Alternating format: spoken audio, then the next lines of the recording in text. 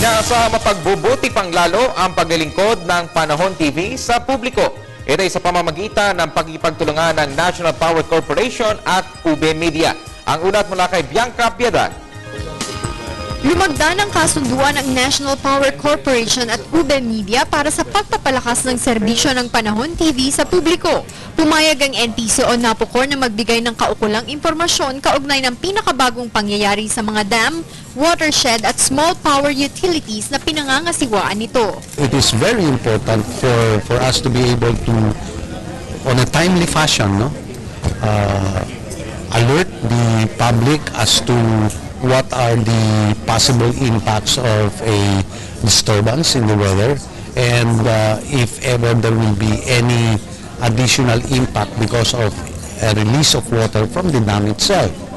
Malaking tulong ang kooperasyong ito para sa napapanahong abiso sa mga mamamayang maaring maapektuhan ng pagpapakawala ng tubig sa mga dam o pagkakaantala ng supply na enerhiya lalo na ngayon tag-ulan. I believe National Power together with PTV4 is in a position to link up whatever hardware we respectively have in order to have live information flowing between us in order to keep the public informed.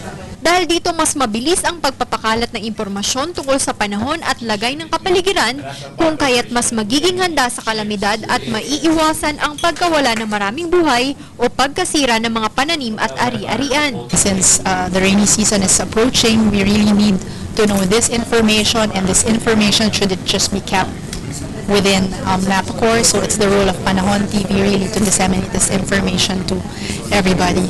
Pinirmahan ni na NPC President Froilan Tampinco at UB Media Incorporated President at Panahon TV Executive Producer Donna May Flavier ang Memorandum of Agreement, na sinaksihan naman ni Lina Group of Companies Chairman Alberto Lina at Attorney Jennifer Jimeno Atienza ng PTV. Para sa Sambay ng Pilipino at ayon sa Panahon TV, sagot ko ang impormasyon ninyo. Para sa Telebisyon ng Bayan, Bianca Piedad.